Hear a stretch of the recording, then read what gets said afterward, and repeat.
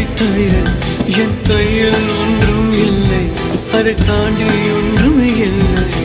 பெண்ணே பெண்ணே நீ இல்லை என்றால் என்னவே?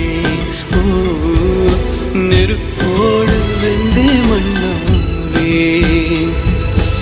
உன் பேரை சொல்ல